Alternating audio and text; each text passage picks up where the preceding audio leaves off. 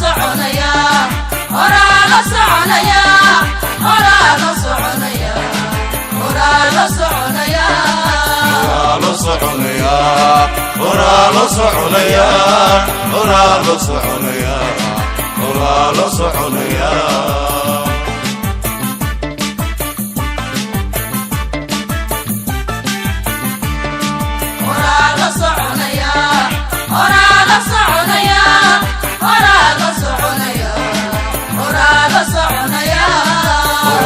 soconaya ora la soconaya ora la soconaya ora la soconaya ora la soconaya ora la soconaya salaanka bacdi waxaan ku faraxsanahay maanta inaan joogno xarunta caafimaadka degmada Timirshe saa la socotaan xarunta Timirshe waxay ahaan jirtay healthy boss wadana wasiir waqti dheer healthy boss kaasi wuxuu ahaa xarunta levelka ugu hooseeyo oo u adeega deegaanka Timirshe xaruntaasi muddo dheer kadib waxa soo baxday inaysan bulshada deegaanka ka qabtiri karin baahida caafimaadka sida daraadeed wasaaradda caafimaadka iyo bulshada community-ga Timirshe waxay isla qaateen in la mideeyo awoodda bulshada iyo awoodda wasaaradda caafimaadka xaruntan aan taaganahay oo Timirshe waxay ku timid sidaas dadaalka community-ga iyo guidance-ga wasaaradda caafimaadka ku timid ilaahay mahadiis waqti yar ka hor ayay ahayd maalintan halkan dhagax dhigaynay anigoo wakiil uga ah wasaaradda caafimaadka Puntland waxa maanta ku faraxsanahay in aan xaruntii aan dhagax dhignay dhowr bilood ka hor inaan halkan u joogno maanta inaan furno halkan waxay ka mid tahay deegaanada ka tirsan degmada isku shuban oo lagu tilmaamay inay ugu bulsho badan yihiin marka la isku daro community-ga ku nool degmada iyo community-ga ku hareeraysan oo ama miyiga ama xijiga jooga sidaa daraadeed mudane wasiir xaruntan halkan waxay bulshada u qaban doontaa shaqooyin badan oo kala duwan shaqooyinka ay qaban doonto waxa kamid ah oo shaqaalaha xarunta loo qaatay in ay adeeg caafimaad oo dhameystiran meeshan ka fuliso adeegyadaas oo inta badan markii hore aan health boss level lagu bixin jirin adeegyadaas waxa kamid ah in talaalku si joogto ah halkan caruurta ay uga qaataan ilmo kasta oo dhashana hadii ilaahay idmo marka uu dhasho in talaalka la siiyo oo aan meelna loo qaadin ama aan la sugin talaalka la meel ka yimaado waxa halkan ka bixi doona adeega nafaqada oo hooyada uur kale iyo ilmaha 5 sano ka yar lagu siin doono waxa la siin doona adeega hooyada umushay iyo hooyada uur kale intaba waxa la bixin doona talaalkii hooyada iyo kii caruurta waxa bixi doona daweyn joogto ah oo shaqaalaha caafimaadka ee xaruntan loo qaatay ay bixin doonaan oo ay siin doonaan bulshada reer Timirshe waqti dheer baan waxaan sugaynay ana wasaaradda caafimaadka gobolka Bari wakiil uga ah iyo idinku in xaruntan wasiirka caafimaadku uu furo oo ay noqoto xarun functional ah oo gobolkan iyo degmadan ka shaqeysa marka hore waa ilaahay mahadiis marka labaadna mas'uuliyadda labaad waxay saaran tahay community-ga reer Timirshe mas'uuliyadda koowaad waxay tahay structure-ka xaruntan in la ilaaliyo nadaafadeeda iyo wixii uu xudhimaya aageeda iyo inay xaruntaasi sii jirto haddii xaruntu gidaar yar uu dhaco mas'uuliyaddu waxay saaran tahay reer Timirshe dayactirkeeda ilaalinteeda waardiyeynteeda iyo hantida ay wasaaradda bulshada u soo dhigi doonto halkan ay bulshadu leedahay in mas'uuliyadda la iska saaro arinta labaad oo mas'uuliyadda laga rabo reer Timirshe waxay tahay xaruntan in ay isticmaalaan xaruntan agab baa la keenayaa dawa la keenayaa shaqaale la keenayaa kharash baa ku baxaya mas'uuliyadda koowaad waxay saaran tahay bulshada inay isticmaalaan agabkii iyo daawadii iyo shaqaalihii ay ka faa'iideystaan haddii xarunta laga faa'iideysan waayo oo dawadii ay halkaas kaga dhacdo oo shaqaalihii loo iman waayo caruurtii la keeni waayo la talaali waayo waad la socotaan cudurrada caruurta laga talaalo si fudud bay ku dilaacaan hadday hal mar dilaacaanna caruur fara badan bay saameyn karaan soo mas'uuliyadda labaad waxay tahay oo idin saaran in laga faa'iideysto xaruntan mudane wasiir waxaan rajaynaynaa xaruntan caafimaadka gobolka Bari inay wax weyn ka tarto culays badan oo area-dan ka jirayna inay naga daboosho coverage-ka daatada gobolka oo aan ku xisaabtano markaan gobolada kale la xisaabtamayno ama aanu tartanka kula jirno waxaan rajaynaynaa inay wax badan ku kordhiso hadii ilaahay yiraahdo annagoo ku kalsoon bulshada deegaanku inay baahidan qabtay iyagana ay diyaar u yihiin isticmaalaan aad iyo aad waxaan ugu mahad celinayaa community-ga reer Timirshe oo Suldaan Yuusuf hogaaminayo xildhibaan Cabdiraxmaan gudoomiyaha tuulada odayaasha iyo nabadoonnada dadaalkaas inta leego la isu geeyay haddaan aanu dhici lahayn mayna isugu nimaadeen halkan waxaan rajaynayaa mudane wasiir dad bulshadaan inaan hortaada ku amaano oo si gaar ah ugu amaano roayda ka mahad celinaa soo dhaweyntii iyo kelmadda wasaaradda runtii wasiirka ayaa ku hadli doona laakiin waxaan rabaa inaan laba arrimood runtii sheego mid waxay tahay arrintaani dhagaxdhigeedii beehdiina ka qayb ahaato marka maanta waxaan ku faraxsanahay inaan hortaan furitaankeedii joogo dhagaxdhigeedii habeenkaa soo bixi lahayn ayaan ka cudaartay siduuha ayaan soo wakiishay inuu yimaado oo runtii uu dhagaxdhiga wakiil nooga noqdo wasaarad ahaan aad baan u faraxsanahay qaabka loo dhisay iyo structure-ka runtii halkan ka muuqda iyo midda labaad rabo inaan ka mahad celinay waxa weeye bulshada reer Timirshe qaabka ay runtii si fudud oo dhaqso ah ay hawshaas uga qayb qaateen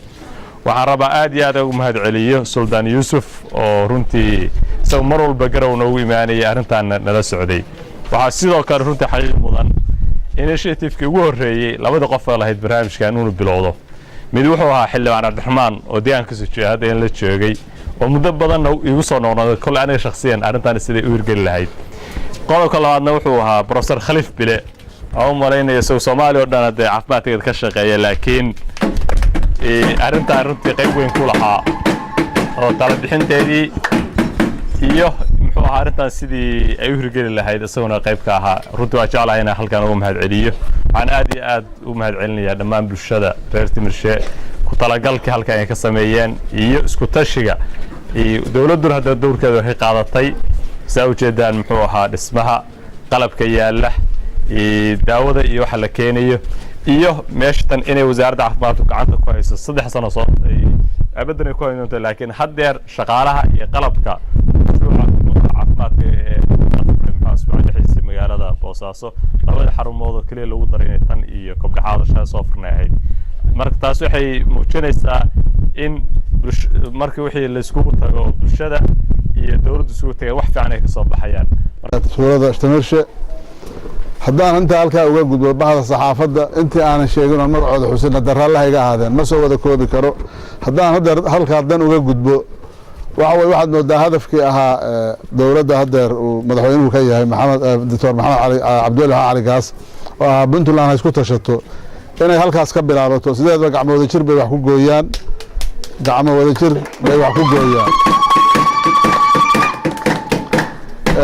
annagana inaanu qabanno hawshii dawladdani intii badnayd ay qabato oo hadday noqon lahayd meesha wadideedii iyo qalabaynteedii iyo daawadii iyo gacan ku haynteedii taas waxa weeye waa qaabkii macnaha dawladda haddeer jirta maamul walba halays buu leeyahay marka halayskaas ahaa Puntland ha isku tashato ayaanu annagu dariiqaasaanu ku soconnaa taa haddaan halkaa uga gudbo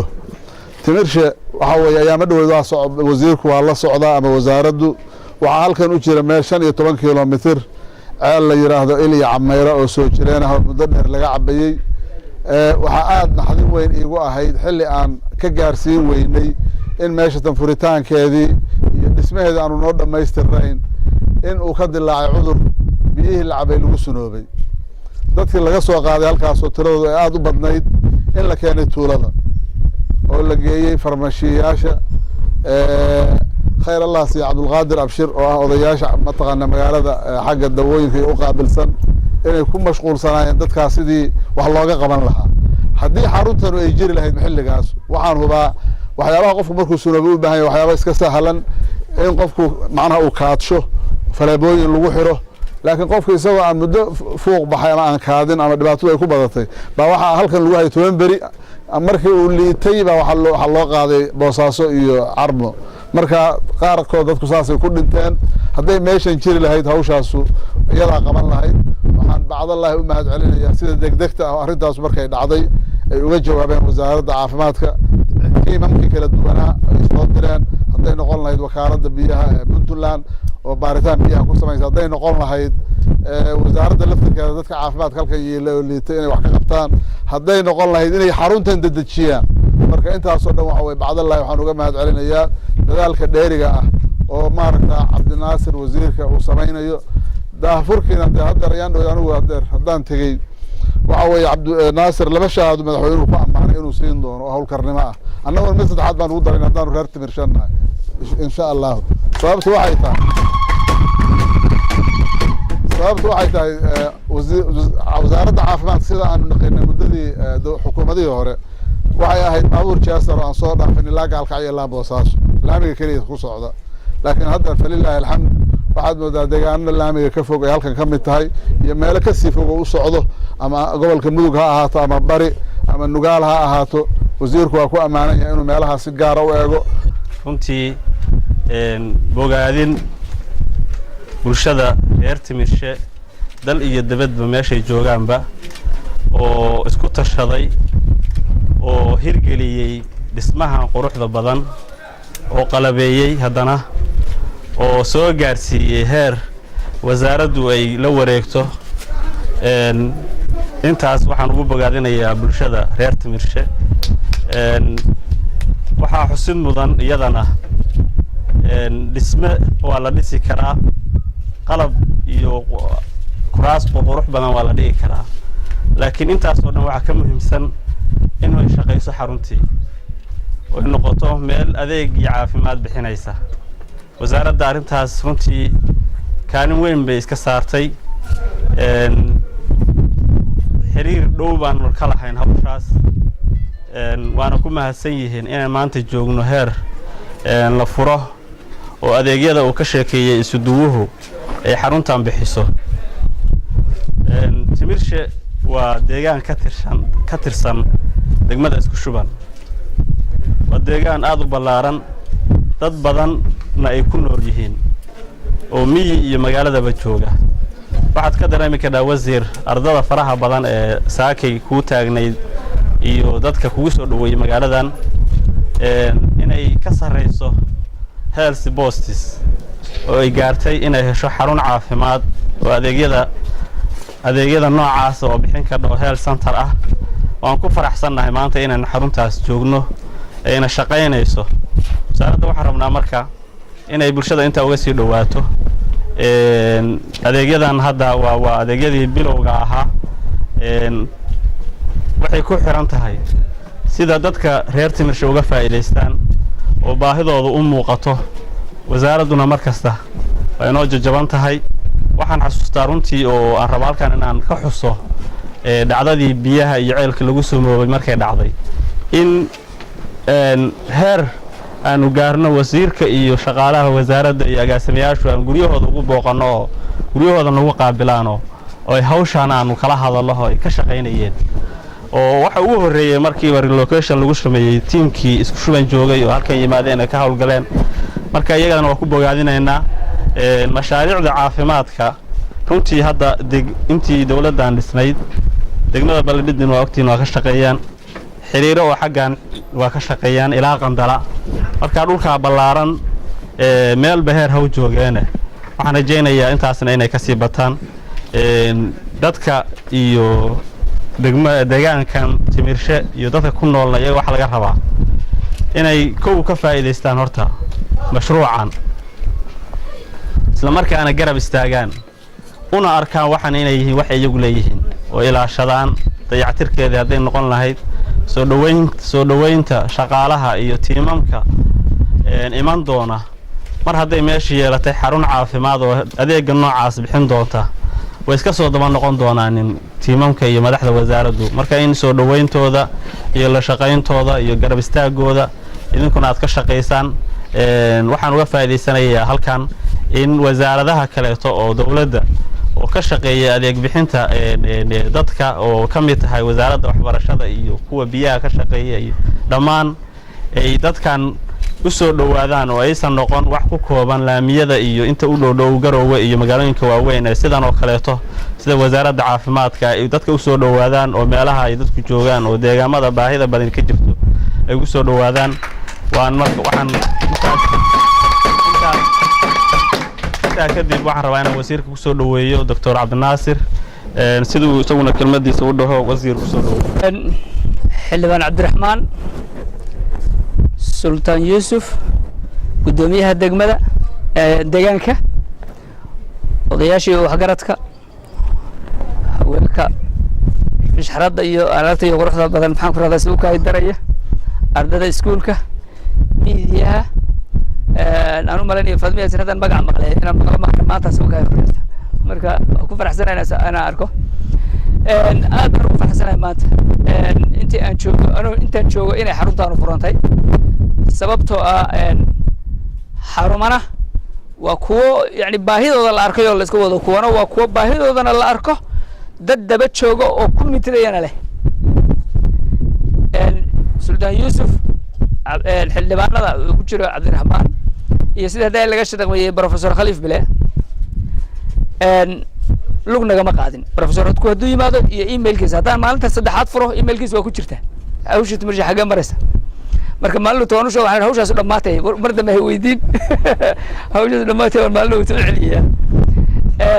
aad baan ugu faraxsanahay inay ka hirgasho xaruntaanu sidii raggii hore yiraahdeen ama dadkii hore yiraahdeen xarun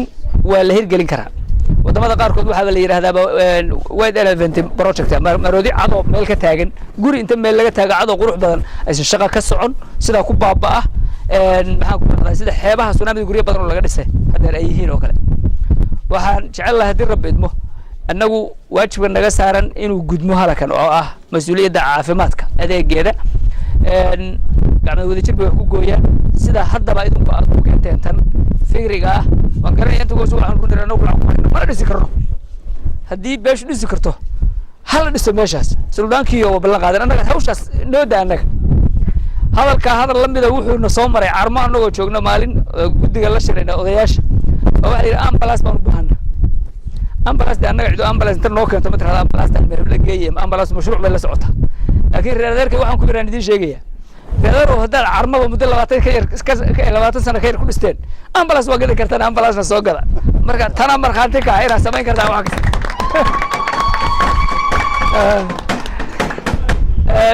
insha Allah shaqaalihii maxaan ku rahday waqtiyada laga shaqeeyay shaqaale gaar ah leedahay oo cadadka hore ka badanaya bay yeelanaysaa meesha tan shaqaalahaas hawshooda iyaga gudan doona 3 sano la soo dhaafayna mashruuca wasaaradda waxa loo dejiyaa 3 sano ama 5 sano 3 sano soo socota adeegeedii iyo mashaarkoodii waxoodii waa u diyaar iyo sabaalaaygoodii iyo daawadoodii waxa gacan ka geysan doonta hay'adda Save Children oo ah hay'ad wasaaradda u adeegta naga markaan dhaqaalaha soo helno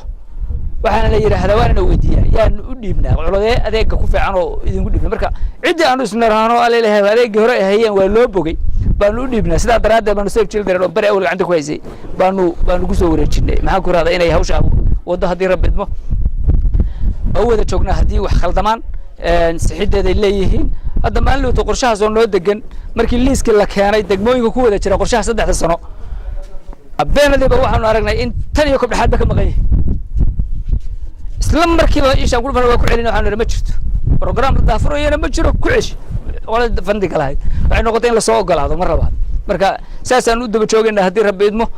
dadaalka dheer oo aad muujiseen meeshaanu labadan guri ma ahaan doonto mar haddaad maqashaan isbitaal wuxuu ka bilowday xarunta health post hadda aad sheegayseen shalay health post beed qolbu ahaa maanta waa kana waa health center biri isbitaal buu isu bedeli doonaa isbitaal markuu isu bedelana xarun guriga ka waaweyn iyo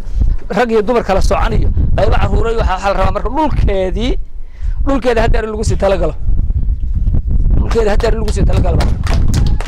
oo soo dhow hay'ado khayr baan inoo wada rajaynaya iyo meeshaas inay shaqeyso iyo in guul ay u noqoto ummadda reer maxaan ku deegaanka Timirshe iyo dhammaan Puntland iyo Soomaaliya runtii gacmo furan hadaan reer Xaafuun iyo walaaltinimo iyo kalgacal intaba بعد سنوات هذان إذا كبر هم تجمعنا حافون عادي عاد بقول كيف بقول حكينا بتقولي ده بقول كيف بقول يعني عافيمات كا سيدو كليتو واحد بيكمل دران وعافيمات ضمنا واحد بيمدرانين يعني هذان إذا كبر هم حاجة وحقوات كيو حاجة عافيمات كحقوات كذا تجمد وتجمد بالعالم وإذا يدور تورنتو هذا هسوي waxaan sharaf weyn u ah ka maamul ahaan gobol Karkaar iyo degmooyinkiisaba in galabta aanu ku soo dhaweyno oo ku qaabilo wasiirka wasaaradda caafimaadka agaasimaha guud ee wasaaradda caafimaadka iyo agaasimayaasha ku heliya safarka oo booqasho gaaban noogu yimid si ay ku ogaadaan xaaladda dhabta ah ee ka jirta deegaankan degmada xaafuun. mar hore iyo mar dambe wasiir agaasimayaal ku soo dhawaada degmada xaafuun oo runtii ah degmo aada u ballaaran una kala fog sida hore u sheegay maayirku. degmada tan shaqaale ahaan wasaaradda caafimaad waxaa ka shaqeeya labada barnaamij hadda FPAP iyo change-ga tira 42 qof ah may 50 iyo waxa weeye labo shaqaalahaas waxay bixiyaan adeegyo kala duwan. beeskooda ugu weyn wuxuu yahay tiradooda ugu badan waxay ka shaqeeyaan referral health center-kan. bannaankana waxaa jira 22 shaqaalaha oo health postiyada ka shaqeeya. runtii waa degmooyinka ugu shaqada badan iyadoo remote ah haddana referralka laga keenaa runtii waa wax aada iyo aada u tiro badan oo muujinaysa adeega ka socda tayadiisii iyo sida uu yahay. shaqaalahana waxaa ugu sarreysaa Dr. Suhayra oo hadda halkaa fadhida dhakhtarada degmada ah, mire oo injaalbaadka maasha allah. inahaas ay degmaduna qirtay shaqaalo ku filan adeega goobtooda. baahiyaha yararka ay sheegayaan hadda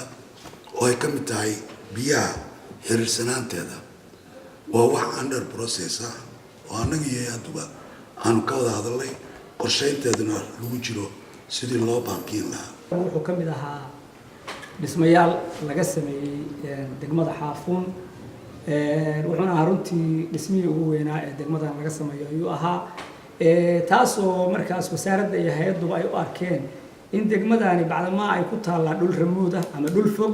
oo aan la gaari karin oo dhibaato ay ka jirto xagga caafimaadka, khaasatan hooyada iyo dhallaanka marka la eego. sidaynu ognahay degmadatan waa degmo ka baxsan dhulka oo waxaad moodaa inayba badda ku dhex taalo, badda gashan tahay. waxaana caqabad ahayd hooyada communicationka ku yimaado ama ay ku timaado xaalad xagga dhalmada ahi in halkan laga qaadi jiray oo loo dhigi jiray boosaaso ama meesha la yiraahdo Qardho. dhulkana waa dareemi karnaa intii maanta aynu soo maray hooyo halkan communication kaga dhacay ama xaaladda dhalmadu ay ku adkaatay dhibaatada ay u leedahay waynu dareemi karnaa. marmar waxaa dhici jirtay xataa keysas dhacay waxaa ka mid ahaa hooyo inta halkan laga qaaday la yiri waxaa loo dhigayaa boosaaso, dabeedna la yiri waddadii Kalaale aynu maanta soo maraynay waddadii waxa weeye gaari baa ku go'an, dabeedna hooyada ay ku dhimatay markii ay in yar dhaaftay tuulada Gargoore oo dhacay keys dhacay buu ahaa. sidaa daraaddeed centerkani markii arrintaasi ay noqotay mid aan looga maarmi karin in la helo xarun caafimaad oo degmada xaafuun daboosha ayaa hay-adda iyo wasaaraddu waxay iska kaashadeen sidii loo dhisi lahaa xaruntan centerkan. waxaana la furay bishii 2007 isbitaalkan runtii waxaa ku xiran dhul baaxad leh oo ballaaran oo ilaa iyo gaaraya ilaa iyo 120 kilomitir ayaa laga soo farqarayaa. tuulada Baarmadow ee la yiraahdo kaleeto markaynu ka eegno distance-ka ugu fog hurdiye mar badaa la soo mariyaa marna waxa weeyaan baawur baa la soo wareega. marka runtii xaruntan caafimaadka waxaa loo arkayay inay noqoto mid daboosha baahidii markaasi ka jidhay. xaafadda dhismeeda xarunta dhismeeda ka sokow waa la qalabeeyey. waxaa la siiyey ama loo soo gaday ambalaasi oo hadda iyaduna shaqeynayso oo kaalin weyn ka qaadatay xagga gudbinta referaalka ka ah baahiyaha meesha laga sheegay gaar ahaan waxyaalana waa wax la rabo inaynu inagu qabsanno oo degmada iyo bulshada meesha ku nool laga rabo in wixii inay qabtaan waxyaalaha yar ka dal sheegay iyo waxyaalaha kale oo ah labada qodob uu ka hadlay gudoomiyuhu oo ah xarunta TB-da. xarunta TB xaafuun laga furo shuruudo badan ay u baahanaysaa. waxaan rabaa inaan sheego Puntland 15 xarumood ayaa ku yaalay 5 ka mid ah hadda inay xirmaan bay qarka u saaran yihiin ama si kale loo maareeyo. runtii anoo markaan furaynay xarumaha TB-da waxaa xoog la saarayay in meelaha fog oo runtii aan la gaari karin in la gaarsiiyo laakiin caqabad waxaan ugu timi tii hadda cabdisaaq sheegaya ahayd xarunta koostiga ku baxaya iyo dadka laga raba inay daaweyso ka faa'iidaystaan ma isku dhigmaan waxaa markaa suurtagal noqotay degmooyinka qaarkood hadda furnaa in tiradii laga rabay xarumaha qaarkood sanadkii oo dhan laga yaabo inay bishii hal qof ka yar inay daaweeyeen renovation baa jiray iyo spaceka nagu yari meelaha aan soo wada maray spaceka kan xataa nuski ma dhama meesha aad fadhidaan runtii nuski ma dhawa intaan soo mar kuwan soo furayna ma dhamay kuwa hore u jirin aan soo marayna ma dhamay marka spacekiina isdeqsiiyo oo qol haddaad ku darsan maadaada ku darsan waa meesha arrinta TB-da waa laydin sheegay TB dhibta ka dhacday waxay noqotay qiimaha ku kacay soo arkis $100 ba qofka daaweysa $100 waxayna hadda magaalooyinka qaarkood ay ugu kacda 6,000 hal qof kaliya sababtoo intaasoo shaqaalaha baa joogta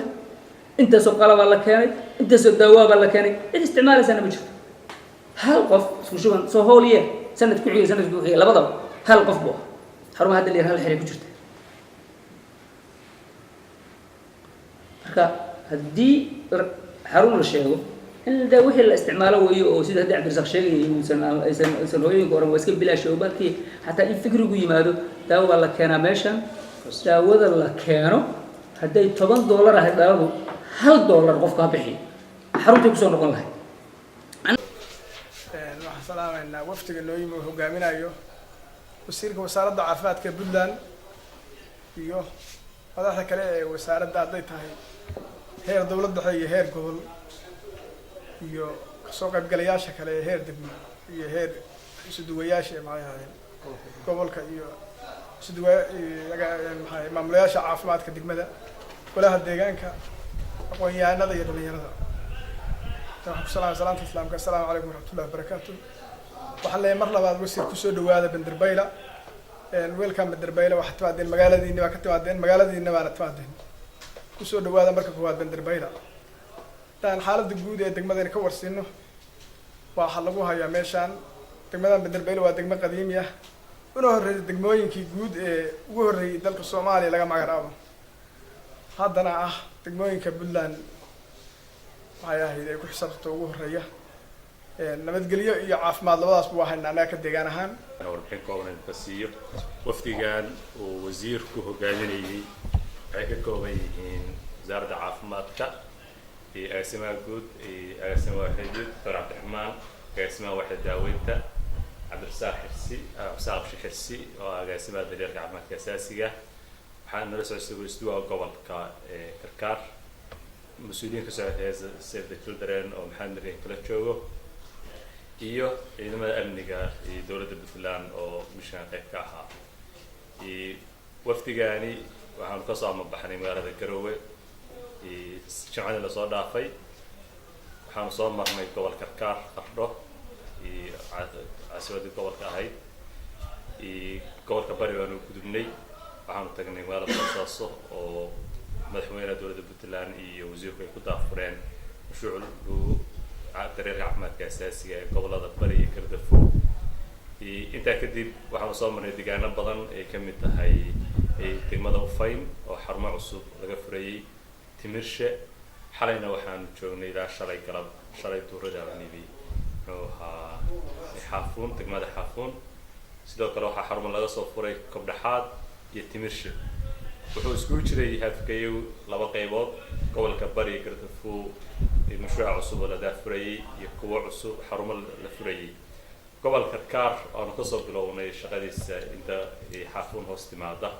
wuxuu ahaa qorshe waa kormeer iyo waxaanu si jaddan u soo kaxaynay shaqada hore ugu socotay gobolka Karkaar inaanu fiirino xaafuun waanu soo aragnay maamulka caafimaadka waa nala socdaa maanta iyo biri ilaa jimcaanka sabti laga gaarayaan kale waxa ku sugnaa doona gobolka Karkaar meel ka mid ah degmadii ugu horeysay aan soo booqano waa tihiin oo maanta dilaad marnana ka shaqeyno kadib gobolka intiisa kale ayaan isku gudbi doonaa meel ka mid ah marka aad iyo aad loo maasantiin safaryo saas oo ahaa waxaan jecelnahay haddana qaroor qaadan kadib inaan booqano xarumaha caafimaadka maamulka caafimaadka la shirno kormeerno ama fiirino shaqada waddanka ka socotay caafimaadkiisa. sanadada inta badan waxaan dareemaynaa isbeddel weyn sababtoo ah waayada hore waxaan samayn jiray taqaadiirtu way noo joogtay inta badan waxaa la dhihi jiray dadka haddii ay yacni baaritaan noqoto magaalooyinka ha loo diro faraha laga dhigo maasha allah haddana muddo dhowr sano ah maasha allah. bismillahi rahmaani rahiim waxaanu maanta booqanay xarumaha Bandarbayla xarunta health centerka iyo xarunta TB-da ujeedada waxay inaan kormeero waxa ka socda iyo wixii caqabadaha jira meelaha ugu fiican weeye degmadan shaqooyinka markii runtii la yiraahdo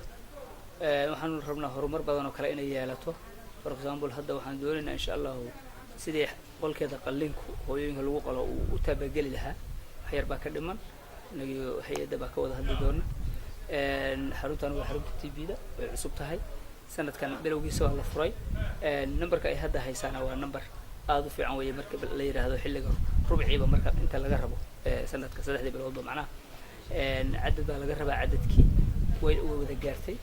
marka waxaan rajaynaynaa in maxaan ku raxday shaqada fiican oo socota ay halka ka sii socoto gobolka kagaasidiisaba gobolada ugu fiican weeye markay noqoto serviceka caafimaadka adeega caafimaadka bulshada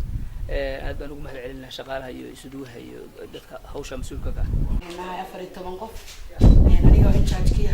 iyo inta kale tool hal waardiye iyo hal nadaafad daawada waa helaa waa haysanaa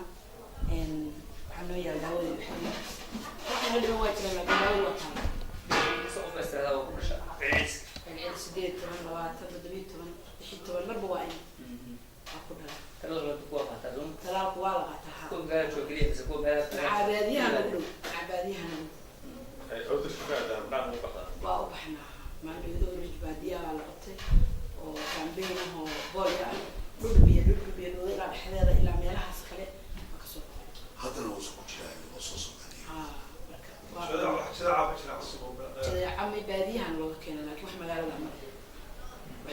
وين جبتها لكن وميجا نقول كنا بدو وين بدير لبضة بس مرة ما بدنا وحسائد بدنا ولا غير الأمير ولا وقف صدق قف هذا لو كوي مرة لا وقف هلا وقف حسن مالها لقى صو كبير هذا كذا بحس موسم مثلا أو تريش كبوك سنة ما أنا مالها ها بدو بيو أكتر أكتر ها أكتر لا ولا تيم emergency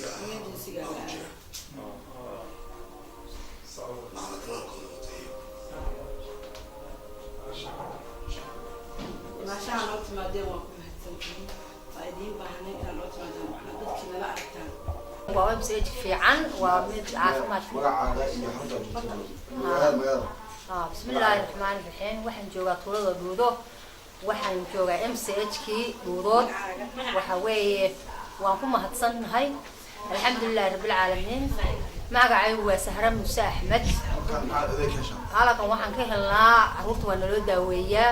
waxa weeye nafaqada waxa weeye waa lagu dhalaa waxa weeye ilmaha markuu xanuunsado waa keenaa alxamdulillaah si fiican baa naloo qaabilaa qaybta nafaqada waa helnaa waan meel waxa weeye naanfacda weeye habeen iyo maalin waa naloo adeegaa aad iyo aad baa naloo ku adeegaa Dr. Cabdirasaaq agaasimaha caafimaadka bulshada Cabdirasaaq Xirsi Dr. Saksaag madaxa daawada isuduwaha caafimaadka gobolka madaxa caafimaadka asaasiga gobolka Karkaar isuduwa ku-xigeenka madaxda goobaha caafimaadka madaxda gudiyada caafimaadka iyo gudoomiyaha muxuu ahaa degmada Waciye Master Isxaaq iyo ku-xigeenkiisa iyo muxuu ahaa xogayaha degmadaba intaas kadib maanta halkan waxaan isugu nimi in dib loo fiiriyo barnaamijyada caafimaadka ee hay'adda Safe Children ay ka wado gobolka Karkaar kuwaas oo isugu jira mashaariic waxay yihiin horumarineed iyo mashaariic degdeg ah oo loogu talagalay inay ka jawaab celiyaan baahiyaha bulshada gaar ahaan xilliga abaaraha soo bilowday mashaariicdaas haddaan guud maro waxay isugu jiraan mashruuca caafimaadka hooyada iyo dhallaanka, mashruuca taranka, mashruuca SHF la yidhaahdo ama caafimaadka muxuu ahaa degdega ah ka shaqeeya, iyo mashaariic kaleeto isku dhafa oo ka shaqeeya caafimaadka iyo nafaqada oo hay'adda Safe Children ay ka wado gobolka Karkaar. guud ahaan hay'adda Safe Children waxay ka wadaa caafimaadka ay ka wadaa 46 goobood iyo 6 mobile teams ama mashaariicda gurmadka ah oo isugu jira caafimaadka iyo nafaqada ayay ka wadaa gobolka Karkaar. waxaana ka shaqeeya 366 shaqaale ah oo wasaaradda caafimaadka ay taageertaa. barnaamijkaas waxaa fulisa wasaaradda caafimaadka, laakiin hay'addu waxay siisaa taageero. shirkan aan isugu nimina wuxuu yahay in dib loo fiiriyo mashaariicda waxqabadkoodii, caqabadaha macnaha ka jira, wixii laga bartay iyo waxa qorshaysanba. waxyaabaha macnaha meeshaan waxaan ugu dooranay waaciye waxay tahay oo wasaaraddu ugu dooratay waxay tahay in waaciye tahay meel wax qabatay isla markaasna ay ka muuqato ka qayb qaadashada ay ka qayb qaadanayso horumarinta caafimaadku mid la taaban karo. halkaan aan fadhino waxay ku bilaabatay ka qaybgal bulsho sida hadda gudoomiyuhu sheegay. waxaa wada fuliyey wasaaradda caafimaadka iyo bulshada ku dhaqan muxuu ahaa waaciye oo maamulka hogaaminayo iyo hay'adda Safe Children markaa taageeraysa. kuma iman kaliya mashruuc dabadda laga bixiyay, laakiin waxay ku timi maanta meeshaan fadhino oo aan ku shirayno isla markaasna goobtan caafimaadka ee isbitaalka waaciye uu ku yaallo wuxuu ku yimi iyadoo la iskaashanayo. sababta loogu doortayna waa taas. gudoomiyuhu wuxuu sheegay inay taageeri jireen muxuu ahaa xilligaas, laakiin haddeerayba taageeraan. meeshaan hadda macnaha fadhino waxaa laga sameeyey dhismayaal cusub oo ay ku dareen bulshada iyo maamulka ku dareen. waxaa la keenay qalab caafimaad. sababtaasana waxay tahay in loo gartay meeshaan inay mudan tahay in lagu qabto shirarka wasaaradda caafimaadka iyo hay'adda Safe Children ay dib ugu fiirinayaan barnaamijyada caafimaadka. waxaan ku faraxsanahay gudoomiye Isxaaq inuu mar labaad joogo. waxay ahayd 2007 marka halkan la dhisay. Isxaaq waxa ka dameeyay marxalada kale ay degmo soo maray, Isxaaqna uu soo joogin, laakiin hadda waxaan ku faraxsanahay maanta oo aan review ku qabanayno inuu isagii mar labaad uu gudoomiye ka yahay. waxaan wasaaradda u cadeynaynaa Isxaaq inuu yahay nin halbowle oo ahaa barnaamijka caafimaadka halkan ka socda degmada waaciye, isla markaasna uu wax badan ka qaatay. taasina waxay keentay in degmada waaciye ay u noqoto tusaale degmooyinka kaleeto sida guddiga caafimaadka, maamulka degmada, bulshadu isugu xiran tahay. deegaanka iyo xubnihiisa maamulka deegaanka, maamulayaasha caafimaadka degmooyinka gobolka Karkaar, madaxda xarumaha caafimaadka ee gobolka Karkaar iyo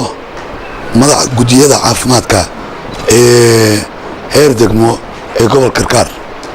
dhammaantiin waxaan ku salaamayaa salaanta islaamka. assalaamu calaykum waraxmatullaahi wabarakaatu. waxaan aad iyo aad idinka mahad celinayaa kasoo qaybgalka aynu isugu nimid aynu ku dib ugu eegayno waxqabadkii mashaariicdii iyo shaqadii ka socotay caafimaadka gobolka Karkaar 6 bilood ee u dambeysay. runtii waqti adag bay ahayd sanadka bilowgiisii. gobolka Karkaar saa ogsoonahay waxaa soo fulay culayskaas oo ah dadkii isu soo hayaamay ee abaartu keentay. runtiina waxaa laga qabtay wax la taaban karo xilligaa heer degmo, heer gobol iyo heer wasaaradda dhexeba sidii loo taakuleeyey waxna loo gaarsiiyey caafimaadkii dadkaas tabaalaysnaa ee tirada badnaa. xarumaha caafimaad gobolku waa 46 xarumood. shaqaalaha guud ahaan markii laisku daro tiimanka gurmadka iyo shaqaalaha gobolkuba waa tiro 400 ku dhow. 366 mashaariicda kala gedisan hadda Safe wado ayaa ah, laakiin way ka badan tahay inta oo waxaa jira hay'ado kale oo ku jira gobolka ay ka mid tahay World Vision ka mid tahay CRCS ay ka mid tahay WFP care marka way ka badan yahay 400 kor buu dhaafaa shaqaalaha gobolka saacad wasiir degmadan waxay ka mid tahay degmooyinka ugu horumarsan xagga caafimaadka mujtamacooduna uu muujiyay isxilqaan dheeraada oo ay ku kaalmeynayeen daryeelkooda caafimaad runtiina aad iyo aad baa uga mahad celinaynaa xag maamul iyo xag shacabba roolka ay ku leeyihiin horumarinta caafimaadka guud ee dalka inahaas haddaan ku soo koobo warkayga waxa weeye waxa mar labaad iyo mar saddexaad farxad oo noo ah dhammaanteen inaynu maanta waaciyo joogno isuguna nimid inaynu dib u eegno shaqooyinkii noo qabsoomay iyo waxaan noo qabsoomin iyo waxa aynu rabno inaynu hiigsano sanadka inta ka hadhay waaciye iyo golaha deegaanka dhammaan shaqaalaha caafimaadka iyo maamulayaasha halkan fadhiya guddiyada caafimaadka ee degmooyin kala duwan ka socda bacda warbaahinta dhammaantiin waxaan ku salaamayaa markasaata islaamka mas-uuliyiinta ka socota safjidaren sidoo kale asalaamu calaykum waraxmatullahi wabarakaatu bacsalaan mudane guddoomiye aad iyo aad baa u mahadsan tahay soo dhoweyntaada iyo ka qayb qaadashadaada aad baa ugu mahad celinaya wasaaradda caafimaadka heer gobol qabaqaabada shirakan iyo in halkaa la iskugu yimaado go-aankaana runtii wuxuu ka dhashay shirkeena ugu dambeeyey eenu qarno joognay in 6 bilooda kastaba degmooyinka marba mid lagu qabto saas bay marka degmadii ugu horeysay oo degmada waaciye loo qaatay noqotay sida uu sheegay jaamac gobolka waxaa ka socda barnaamijyo aad u badan iyo siduhu ay sheegeen in marka la isla xisaabtamo oo hadda dib loo fiirsho shaqada socota dib loo qiimeeyo waxay horey u ahaan jirtay in 3 bilood mar la fiiriyo laakiin markan 6 bilood ayaa laga dhigay 3 bilood horena waa la qabtay waxaan rajaynaynaa inaynu ay degmooyinku soo bandhigi doonaan waxa uu qabsoomay wixii caqabadaa jira iyo sidii looga gudbi lahaa waxaa rajaynaynaa inay ka soo baxdo waxqabadkii fiican meeshada laga qabtay kolley wasiirka ka hadli doona waa soo aragnay degmooyinka badankooda waa soo wada marnay iyo gobolka ka mid ah waxaa sidoo kale jeclaa inaa xuso oan uga markhaati kaco halkan gudoomiye isxaaq arrintuu ka hadlay ahayd degmada waaciye inay tahay degmooyinka meelo badan horena waa ka sheegay labadii degmo oo caafimaadka sida tooska uga qayb qaatay inay ka mid ahayd gaar ahaan runtii magaalooyinka waaweyn ayaan ka qayb qaadan caafimaadka laakiin degmadan waaciye waxaa ka codsanaya wasiirka in arrintaasi shaashada loo siiya degmada waaciye sababtoo ah ama xarumihii horey dhiseen ha noqoto ama kuwii gacanta ku hayeen ha noqoto runtii arrintaasi waa arrin mudan in la xuso xarumihii horey gacanta ugu hayeen oo 5 ahayd iyo kuwii dhiseenba meel walba waa ka sheegnay haddana waa ku celinaynaa waxaan malaynayaa markii aan guddoomiyihii ku xigay isxaaq oo inuu ahaa malaynayaa cabdisalaam bashiir baanu kula shirnay muxuu ahaa xafiiska degmada markii barnaamijkan lacagta uu 10 milyan ayuu maalintaas u siixay in caafimaadka lagu bixiyo bil walba ka horna isxaaq baa bilaabay marka runtii labadaas ninoo dhallinyarada oo guddoomiye isxaaq iyo cabdisalaam bashiir oo loo wada reer waaciya degmada maayar ka soo noqday haddana waxaan wasiir ku-xigeenka inuu yahay maaliyadda waxay ahaa initiative ee caafimaadka ay runtii ay wax badan kaga qayb qaateen aad iyo aad baa ugu mahad celinayaa runtii aad iyo aad baa mahadsantihiin iyo waaciyana caafimaad ahaan iyo tiimka caafimaadka oo maamulku meegaa ugu horreeya degmooyinka ugu horreeya adeega caafimaadka bay ka mid yihiin marka aad baa u mahadsantihiin waxaa kusoo dhawaanaya wasiirka caafimaadka wasiir soo dhowow gobolka karkaar oo isuduwu hogaaminayo وإذن السلام السلام عليكم ورحمة الله وبركاته gudoomiyaha maanta badan aad u sheegteen iyo waxqabadku soo qabtay iyo isaguba inuu sheegay hadee madii isma yeeshaa la yiri isagaaba yani waxa uu qabtay banaanka yaalaan marka meel laga sheego xataa wax badan ma sii gudbinayso marba hadiiba ay muuqdaan oo ay wax qabanayaan programka hadda aynu maanta dib u eegista ku samaynayno karkaar wuxuu ka mid yahay 3 program oo caafimaadka asaasiga oo wadanka ka socda waa midka ugu weyn yaani waxaan u daafurray mudug iyo nugaal dabadeed gardafo iyo bari karkaar kiisu kuwaas waa 3 sano kan karkaar waa 5 sano 17 ilaa 21 buu soconaya marka dad miinis mashruuca ugu weyn weeye shaqaalaha sida arkayseen oo mashruuca ugu shaqaalaha badan runtii meel hadda shaqo ka socoto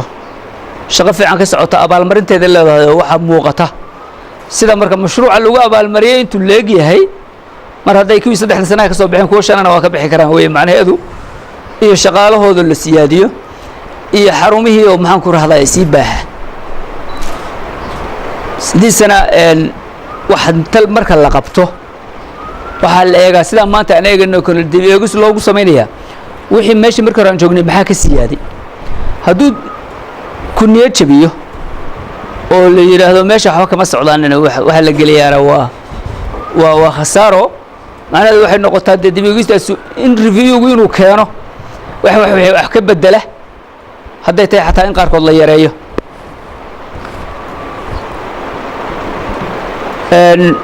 mashruuc TB la yiraahdo baa ka socda gobolladoo dhan haddeertaa waxaanu ku jirnaa degmooyinka qaarkood in la xirayo programyada TB-ga qaarkoodna waxaanu ku jiraa in lagu darayo health centerska sababtuna waxay tahay meeshii wixii ka socday kharashka galaya baa is yeelan weyday cid marka kugu dul qaadanaysaa ma jirto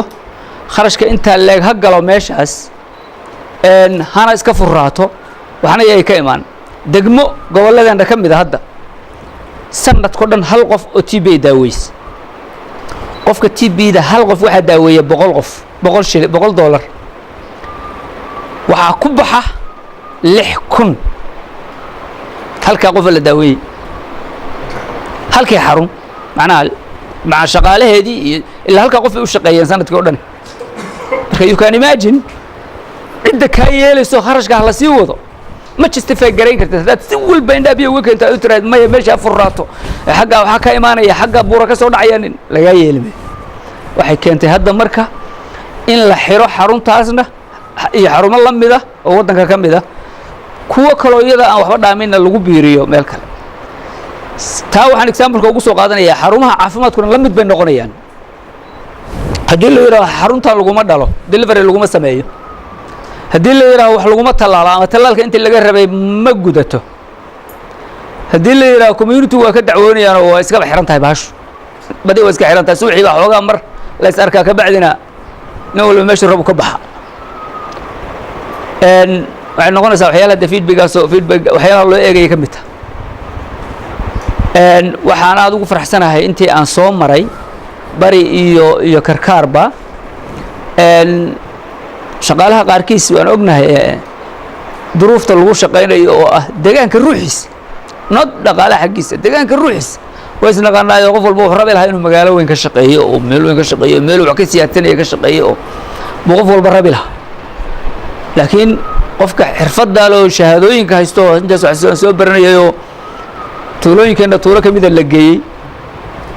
oo ba magaalaba ay u tahay meesha uu ka shaqeynayo xarunta ka shaqeynaya magaalo markuu ka baxo meel aad male gurigiisa waa inuu fariin tago aad baan ugu mahadcelinayaa dadka saas dulqaadka noocaas sameeyay waana istaahilaan in gacan la siiyo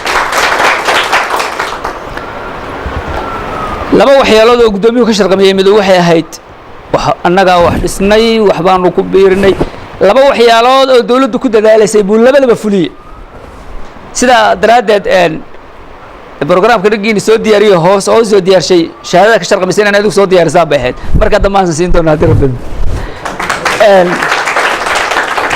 midna waa waxa la yiraahdo maamul daadajin TV-ga ka maqashaa ereyga marka dadku inay fahmaan ba fiican maamul daadajin xagee wax loo daadajinayaa waxa loo daadajinayaa wasaaradda caafimaadku inay noqoto maamulaha caafimaadka DHO caafimaadka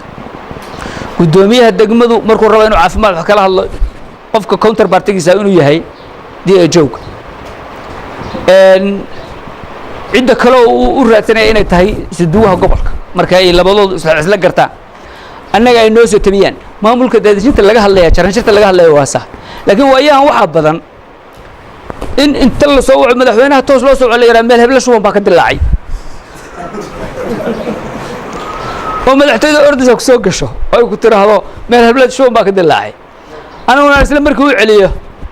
maamul caafimaad baa noo joogay annaga wax nama soo orane idinku meesha ka keenteen sheega maye oday hebel iyo hebel baa soo hadashay waxaad si walba hataa tusay fakar maxamed maya meesha ilaa ilaa in la dhigto way dhacday meel hadda nugaal ka mid ah ee aantii abaaruhu dhacayeen niman baa israacay waxa la yidhi ilaa meel hablo shuban baa ka dilaacay wasaayo madaxweyne way iga qaadan waayeen annagu baa ku mid aan ma jirto ciidan u dirayna lama arko shalayna durraanda tiimamka iyagaa joogay waxay khasab ku noqotay in tiim laga diro nimankii sheegaya xildhibaanada ahaa iyo tiim kale hay-addii joogtay in meeshii loo diro hal qof oo shumaya meeshii waa laga soo waayay intaasoo kharashana waa la galay waxaa keenaya hayrarkii baa laga soo booday jaranshirtii baa laga soo booday oo qof aan ehel u ahayn waxaanuu ka jawaabo yes shuban waa jiri karaa lakin hadda shubalka way naqaanaa waa intee category 3 category sooma laba ka mid a gurigaa lagu daaweysan karaa xaruntu waxay ku filan tahay waay qofka caafimaadku meesha wuxuu ku filan yahay wey hadduu hal qof laba yahay waa lagu filan yahay hataa hadduu la istabilis garaynayo hadduu outbreak balaa yahay that is another story marka waa inay soo sheegtaa xaruntu tirahdaa waa wax naga tan weyn gobolka usoo qaylaysa marka maamul-dejintu macnaha ay leedahay waa saas midna waa qodobka kalena waa qodobka isku tashiga marka aad samayseen inaad isku tashtaa xarumihii dhisteen maasha allah degmadiiba degma ahaan waxaa tihiin qolada dhistay laakiin communities badan oo isku tashaday baa jira soo ma kuwan hadda soo furay labada xarumood aan soo furno community iyagaa dhistay degmo ma dhisin community-ga lacagta urursoo dhisay kobdhexaad iyo timirshe labada iyagaa dhistay kuwo kale oo mudug aan furi doonana community iyagaa dhistay qaarkood ambalaasyada iyagaa soo gatay marka ummaddu markay isku tashato oo aynu ka baxno cudurkan ah cirka wax nooga soo dadanayaan hayad hebel iyo maxaan ku rahdaa deeq bixiyow war ilaahay baa bixiya iyo dadku wixiina siiyey aynu ku tashanno way macnaheedu haddaynu isku tashanno 360 qof oo caafimaadka ka shaqeeya aanu sheegnay shaqaalaha kale markaynaa sheegin haddaynu doono mashruuc inaan qabanno oo qof walba $5 ka jaro wax kasta way noo fuli karaan laakiin meel kale haddaan ka sugayno years baynu ku qaadanaysaa aad baan ugu faraxsanahay inaan kala qayb galo shirka arrintaana shirka in halka la keenana exactly maamul baahintaasay ka mid tahay in maamulba mar la tago la dareemo in maxaan ku rahdaay sida wax u socdaanin magaaladan oo magaalo kale kaga dayato aad baad ugu mahadsantihiin